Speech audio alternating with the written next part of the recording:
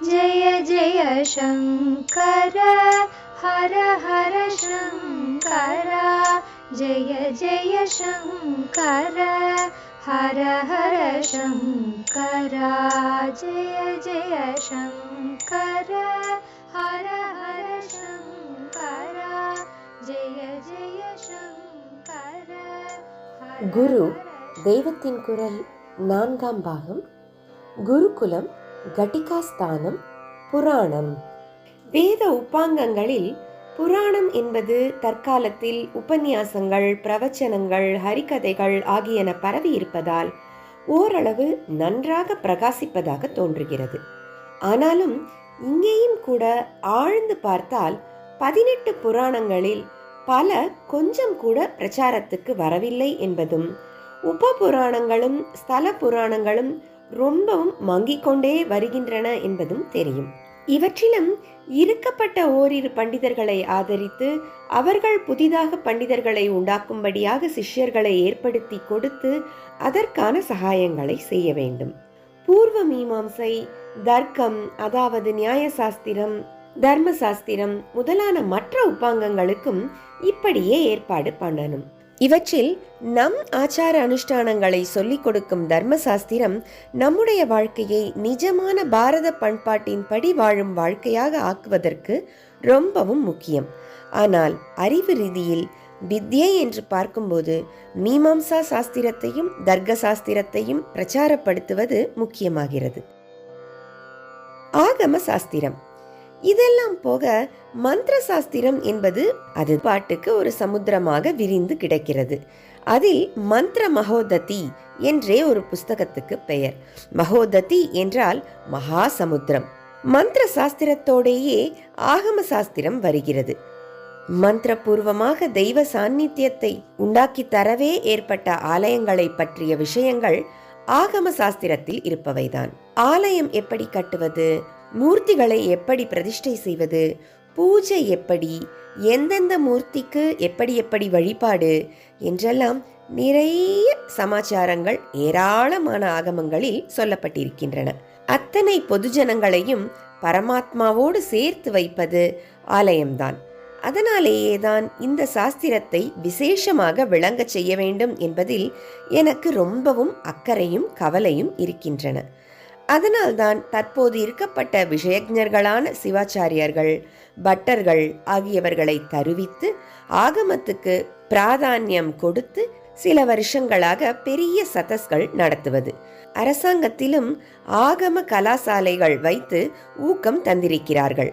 ஆனால் சாஸ்திரப்படி போக வேண்டும் என்பதை விட தற்போது சம்பந்தம் இல்லாமல் எதை எடுத்தாலும் அதில் ஜாதி சமத்துவத்தையும் தாய் பாஷையையும் நிலைநாட்ட வேண்டும் என்பதே அரசியல்காரர்களுக்கு முக்கியமாக இருப்பதால் இது எந்த அளவுக்கு எத்தனை காலம் சாஸ்திரோக்தமாக நடக்கும் என்று சொல்ல முடியவில்லை.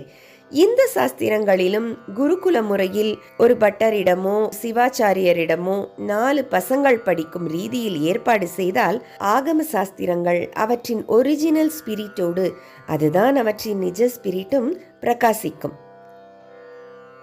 வாஸ்து சாஸ்திரம்.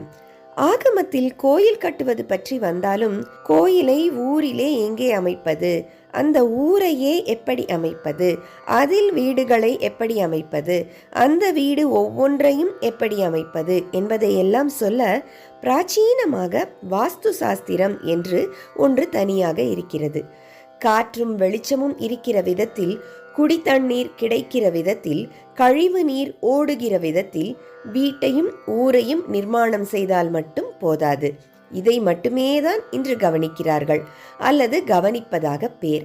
இவற்றையும் சொல்லி இதைவிட முக்கியமாக எப்படி நிர்மாணித்தால் உத்தமமான திவ்ய சக்திகளின் ரேடியேஷன் ஊருக்கும் வீட்டுக்கும் கிடைக்குமோ, எப்படி நிர்மாணம் பண்ணும்போதுதான் நம் கர்மானுஷ்டானங்களுக்கு சௌகரியமாய் இருக்குமோ அப்படி செய்வதற்கு வாஸ்து சாஸ்திரம் வழி கூறுகிறது.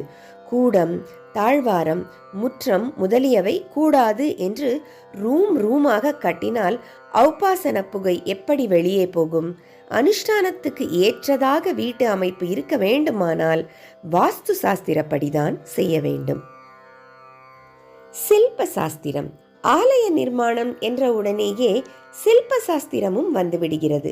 லோகமே பிரமிக்கும் சில்பங்கள் எண்ணி முடியாமல் கொட்டி கிடக்கிற தேசம் இது.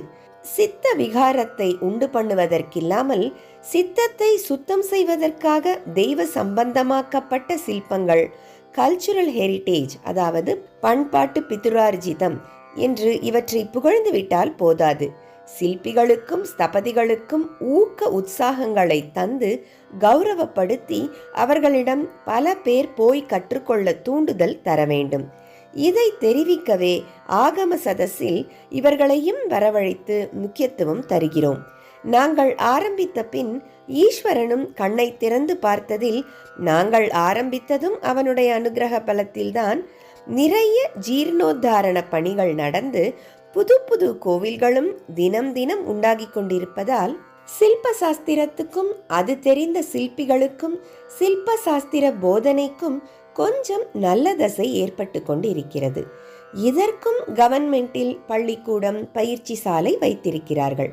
நல்ல வேளையாக இந்த சாஸ்திரம் ஆதியிலேயே பிராமணர்களால் கற்பிக்கப்பட்டு தற்பித்து செய்யப்பட்ட வேறு ஒரு ஜாதியாரிடம் குலத்தொழில் முறையாக போய்விட்டதால் இதிலே இப்போது அதிகமாக சாஸ்திர விரோதமான அனாச்சாரங்களை கலக்க இடமில்லை. ஒரு தூணில் வேலைப்பாடு செய்வது, ஒரு மூர்த்தி அடிப்பது என்றால் நாள் கணக்கில் ஒவ்வொரு நாளும் மணிக்கணக்காக உழைத்தால் தானே முடியும். இதில் பிராமணன் உட்கார்ந்தால் அவன் சகலருடைய க்ஷேமத்துக்காகவும் பண்ண வேண்டிய யக்ஞ கர்மானுஷ்டானங்கள் என்ன ஆவது? அதனால்தான் வியாக்கரணம், தர்க்கம், மீமாம்சை முதலானது போல் தினமும் கொஞ்ச நேரம் வாயால் சொல்லி காதால் கேட்டு மனசில் நிறுத்தி கொள்வதாக இல்லாமல் நாள் பூரா உடம்பால் செய்ய வேண்டிய காரியத்திலேயே தன்னுடைய நோக்கத்தையும் பிரயோஜனத்தையும் உடையதான சில்ப சாஸ்திரத்தை தனியாய் ஒரு வகுப்புக்கு விட வேண்டியதாயிற்று. இப்படியேதான் வைத்தியம் முதலானவற்றையும் பிராமணனானவன் தியரியை மட்டும் போதித்து குலத்தொழிலாக இன்னொரு வகுப்பாருக்கு தந்தது. அதை பெற்றுக்கொண்டவர்களுக்கும் அதனால் ஜீவனோபாயம் கிடைத்தது. இது ஒன்றே தொழில் என்பதால் அவர்கள் நல்ல ஒருமுனைப்பாட்டோடு அதிலே ஈடுபட்டு சிறந்த செய்நேர்த்தியை பெற்றார்கள். அனுபவம் மெருகி ஏற ஏற தியரி என்று தெரியாமலே கூட தங்கள் பிள்ளைகளுக்கும் சிஷ்ய பிள்ளைகளுக்கும் ஒரு பழக்க சாமர்த்தியத்தாலேயே சில்பம் போன்ற கலைகளை சொல்லிக் கொடுக்க முடிந்தது. ஆனால் தெரிய வேண்டிய அளவுக்கு தியரியும் தெரிந்து கொண்டு எப்படி சாஸ்திர விரோதம் கொஞ்சமும் இல்லாமல் மூர்த்திகளை பண்ண வேண்டும், எப்படி மண்டபம், விமானம் முதலானவை எழுப்ப வேண்டும் என்பதற்கெல்லாம் சில்ப சாஸ்திரங்களை ஒப்பிக்கிற ஞானமும் இவர்களுக்கு இருந்தது. இப்போதும் இருந்து வருகிறது. தெரியாத விஷயத்தில், சந்தேகம் வருகிற விஷயத்தில் மாத்திரம் பிராமண குருவை கேட்டுக்கொண்டால் போதும் என்ற அளவுக்கு விஸ்வகர்ம வகுப்பு எனப்படும் இவர்களே இந்த கலையில் வித்யாபியாசம் தர வல்லவர்களாகி விட்டார்கள். சமீப காலம் வரையில் நல்ல சதாச்சாரத்துடன் குடுமி கச்ச வேஷ்டியுடன் தான் இவர்கள் இருந்து வந்திருக்கிறார்கள். இப்போதைய அவல நிலையிலும் கூட இவர்கள் ரொம்ப பேர் இப்படி இருக்கிறதை பாராட்டி சொல்ல வேண்டும். இவர்களுக்கு பூணூல் உண்டு, சைவ போஜனம்தான் பண்ணுவார்கள். சம்ஸ்கிருத துவேஷமும் பிரம்ம துவேஷமும் இல்லாமல் சில்ப சாஸ்திர பிரகாரம் தொழிலை பண்ணுவார்கள். அதை நன்றாக படித்து விளக்கம் சொல்லும் ஞானமுள்ளவர்களும் இவர்களில் உண்டு. இப்போது சமதர்மம் என்று எதுவோ ஒன்று சொல்லிக் கொண்டிருக்கிறார்களே, அந்த ஐடியாலஜி படி சில்பத்துக்கு கவர்மெண்ட் ஸ்கூல் அல்லது காலேஜ் என்றால் இதுவெல்லாம் நஷ்டமாக நேரும் தானே என்றால் ஆமாம் என்றுதான் வருத்தத்தோடு பதில் சொல்ல வேண்டியதாகிறது.